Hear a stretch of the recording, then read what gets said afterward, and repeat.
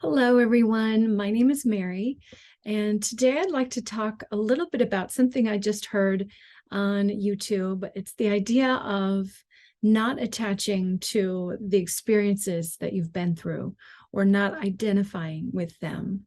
I feel like this is very timely because the world is shifting, our lives are shifting, a lot of things are changing, and I think that we've attached. I know I have. Um, I've attached to my experiences. I'm attached to a sense of self that is built on things that are transitory, things that are not real. Um, my life is basically just you know, a soap bubble. It's just the things that I've said and done and all the experiences I've had. Whereas I am much deeper. I know that I am much deeper than that. I am a soul. I'm an eternal. I am a spark of the eternal light of God. And to attach to these things that can't tell us who we are and can't define us in any way is difficult. So I was listening to the video called Don't Go Looking for Trauma, featuring Kyle Cease and Lori Ladd on Aaron Abke's channel. Just came across this, and Kyle Cease had said something that I thought was, it just blew me away. He used a phrase. The phrase is "in defense of what I've been through." And what he was talking about was using the things you've been through, whatever those experiences may be, to define you, to create the structure of who you are. And that's not who you are. It's just an experience you had, and if you attach too strongly to these experiences, especially traumatic ones, then you have this idea of a wounded sense of self. And I think that's the basic, it's the building block kind of how I've seen people living their lives, how I think most of humanity is operating. We're operating from a sense of my traumas and my experiences, my victories. All of those things are who I am. I am that. And so if you have not had the certain victory that someone else has, then you can't identify in that same way. Whereas, it doesn't matter what your experiences are. It doesn't matter how many victories or how many traumas or how many failures. Whatever you've been through, that is not you. You are not your experiences. You are something else. And this is a teaching that I've heard a lot from Lori Ladd. And,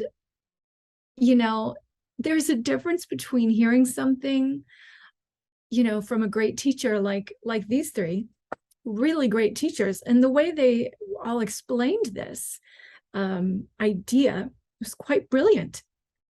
Lori Ladd, Aaron Abke, Kyle Cease, all of them really talking very poetically and, philosophically about this idea that we are, an eternal being whose value cannot be changed or touched or manipulated through our experiences, our human experiences. These human experiences are just experiences, things we've,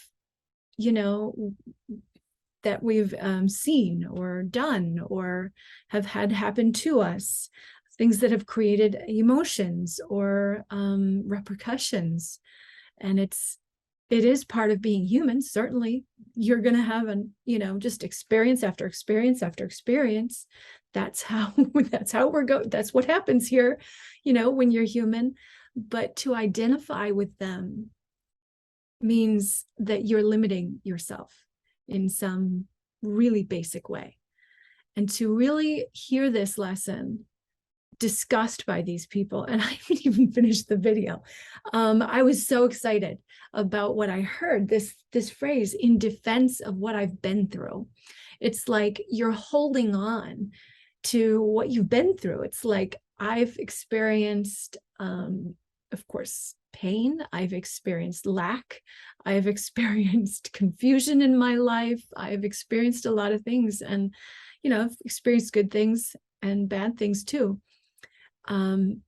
but to sort of cling to that as far as that's who I am is dangerous, because your sense of self will get completely turned on its head as soon as even more difficult things happen to you. And I think that we're headed in this country, and certainly the world, towards a place where we're going to have to make some severe changes if we're going to live happy, healthy, lives. We're going to have to come face to face with a lot of trauma and difficulty that has been happening.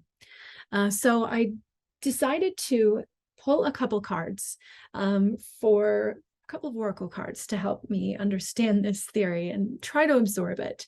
And the deck I used was this one, the Mysteries of Love Oracle deck, created by Jane and Elena Hennessy, guidance from the Flower and Creature Realm, which is a gorgeous deck, by the way. And the first card I got was Shadow Work.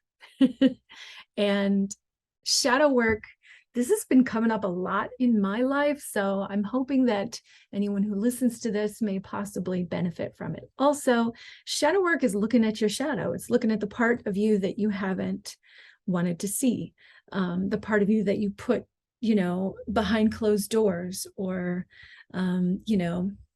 that you keep in the basement, or that you're just not willing to look at it. It's the part of you that you have judged, that you have separated from.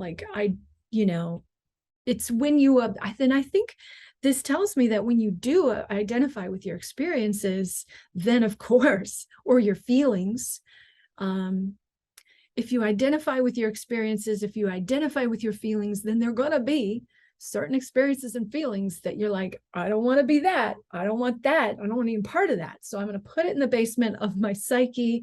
I'm going to bury it deep down and never look at it again. And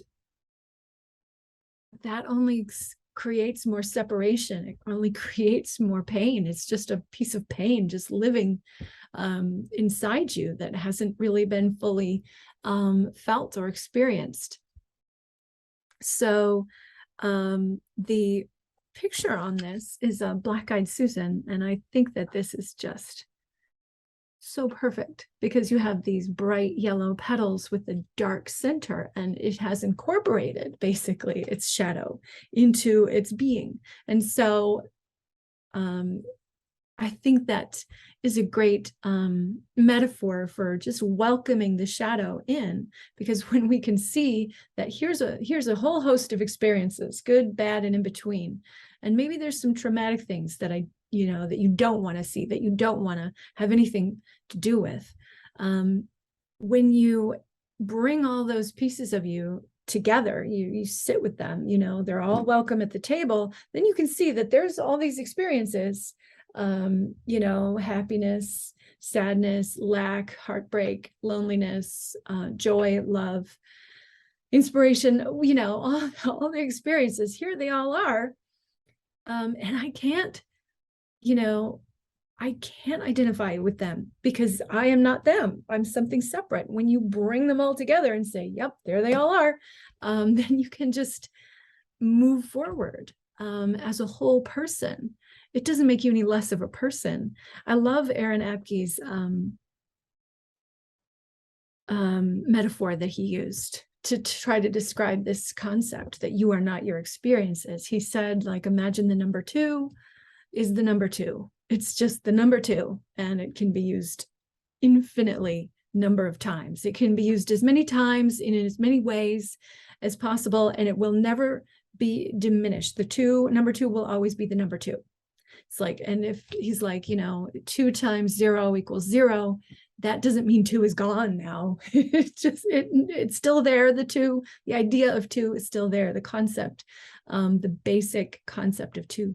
And so we are these in unchangeable things. We are these eternal, infinite beings having these very uniquely finite experiences where you have something that happens and maybe it's traumatic, or maybe it keeps on happening, a feeling or a pattern that keeps on coming. And I think this is the time where we really have to separate ourselves from these things, to separate ourselves from the idea that we're,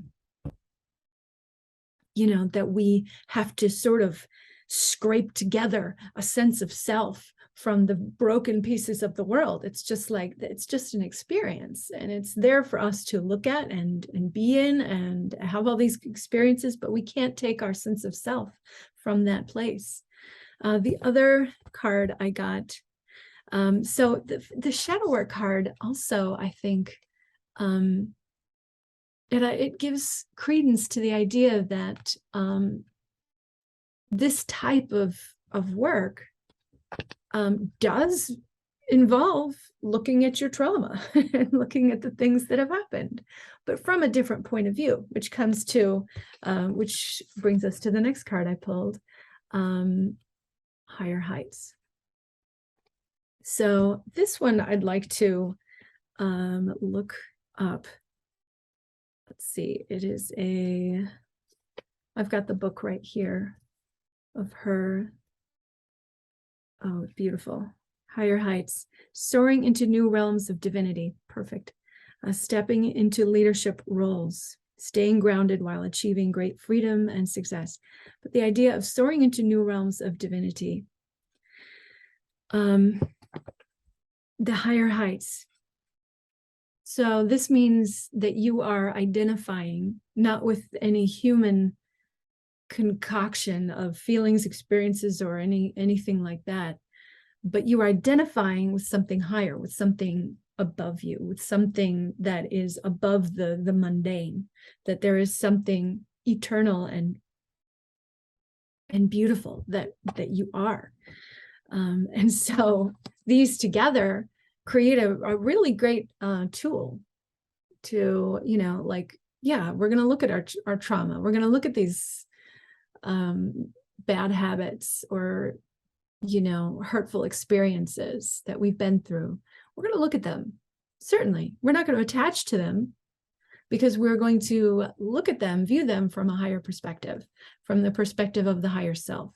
What can I learn from this? What did this experience do for me? Ask questions about it, be curious about it. So my takeaway from this would be that I think this is a practice moving forward that I think we're all going to need. Because you can't identify with your with any part of your physical world, because it's all going to change. It all can change. You can't identify with your feelings or your experiences, because they're all transitory, and you're going to have a really hard time discovering who you are if you look for yourself in the world. You can't find yourself there. Yes, you can pour yourself into the world through your love and through your decisions and all of that. And you can see little clues as to the effect of your soul on the world by looking at how things change when you're in an inspired state, things that you create, the love that you give to your family, friends, and to the world. I mean, the things that you do, but you can't identify with them. You can see the effect of yourself on the world, but you can't actually see yourself in the world. You are infinite. So kudos to these three for all their work they're doing. I'll link the video down below, and I'm definitely going to finish listening to it. Really brilliant people. But one of the things I always have to remind myself is that these brilliant people are teachers and doers of their work. They're just human beings, divine beings in human form, doing their work, just like all of us are. We're all divine beings in human form, just having this experience, and it's all different for everybody. And we're here to learn from each other and to, interact with each other, to interface with each other, and learn a little bit more about God by looking at each other.